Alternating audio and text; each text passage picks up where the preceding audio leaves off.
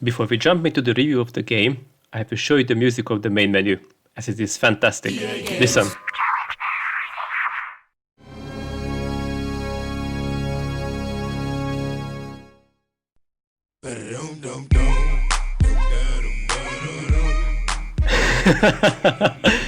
Sorry, I could not miss this opportunity. I played too much Need for Speed Underground. But seriously, let me show you the main menu music. When I seen this menu and heard this music, I had the feeling that I'm going to have a different, a better experience than with the first two Medal of Honor games. Somehow, it felt more serious. Well, my intuitions were right, as the game has improved a lot in many ways.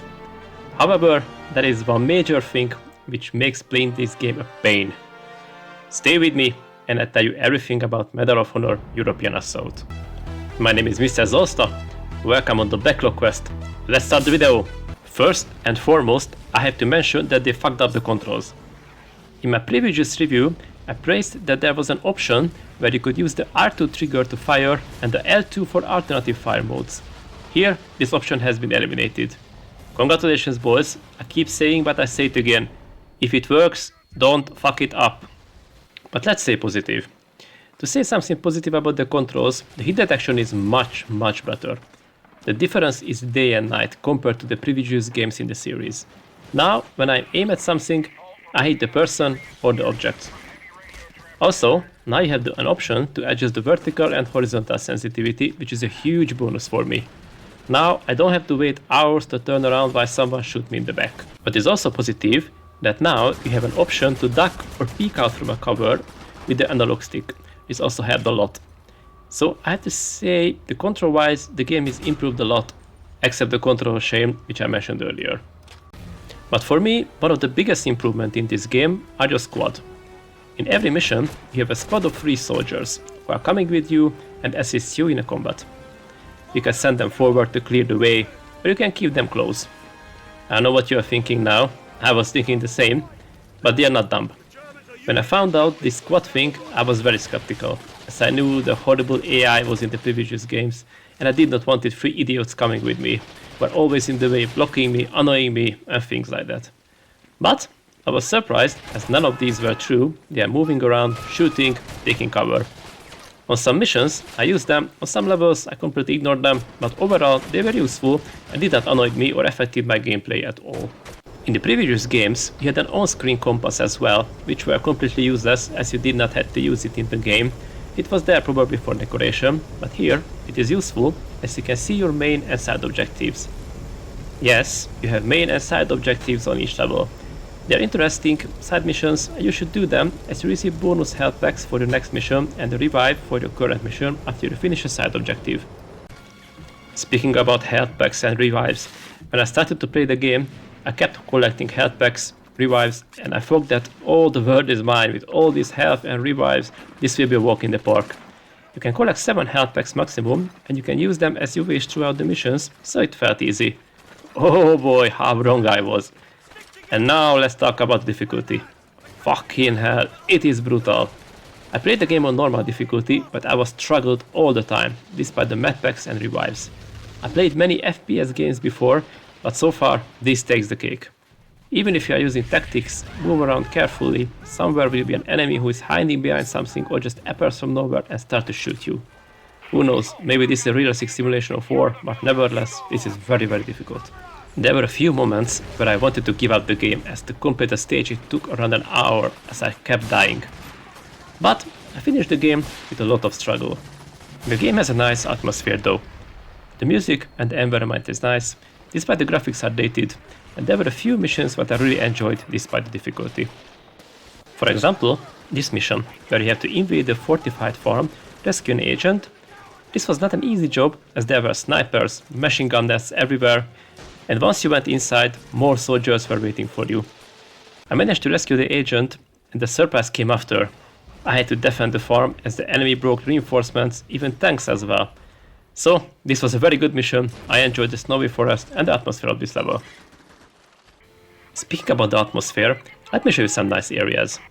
As I mentioned in my Chase the Express video, I really loved winter sunsets, and on this mission, as I approached the village, while the war raged around me, I enjoyed the nice sunset. And probably died while I was watching it, but anyway. Here, we found our way through the city, but I had to stop and look how nice the sunset was, as the sun set behind the buildings. I'm sure that developers are made this on purpose. Or here, in this forest, where the moon was shining above the trees, and this music was playing in the background. So, let's say, I found the romantic moments in this game. I mentioned already, but the music is very good, very dramatic sometimes.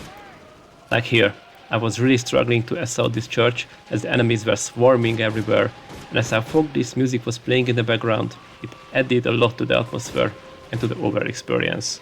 Down from the next. And I guess that's what a lot of us remember the most. Cold. What I also enjoyed are the narrated cutscenes by an old man. This person probably was not a soldier, but his voice added a lot to the experience. The pain, the cold, the waiting, and we'd all be going home soon. Overall, the missions are good. There are interesting things on each level. There's a good variety of the different places where you have to fight through. It is just damn difficult. I recommend playing it on anything lower than normal. Or if you prefer a good challenge, go for a normal mode. I don't even know who can play this on highest difficulty. Maybe one day I will do a live playthrough of it. So let's see what did I like about this game. The controls are good, a lot of improvement from the previous games, except the control layout. The enemies and your squad mates are not idiots like before. I did not encounter any ridiculous behavior throughout the game. Also, there are no bugs, or I did not notice them. In the earlier games there were huge ones, like in my Medal of Honor Rising Star review I made a whole section about them. The atmosphere and the music is also very good. The side missions are fun to do, and they add variety to the levels. Yes, you still have to shoot and fight, but they are still fun to do. The medkits and the revives are a good addition. You can use the medkits anytime, and the revives are very handy. So what are those things which I not like in this game? The difficulty. It is a huge negative. Or it would not have been if there would be any checkpoints throughout the levels. They removed this from this game. Apart from this, I cannot really say anything negative about the game, which I believe is a good thing, as in my previous reviews the negatives outweighed the positive aspects of the game. So, to answer the question of this video, is it worth the pain? Yes, if you like World War II FPS games, this is a good point to jump in the game.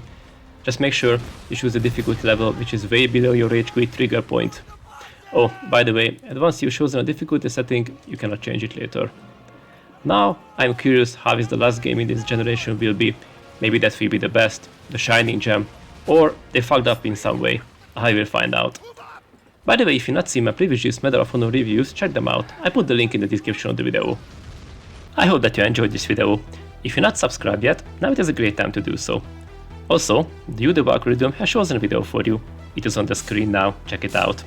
Thank you for being with me here today, and I'll see you in the next Backlogcast video.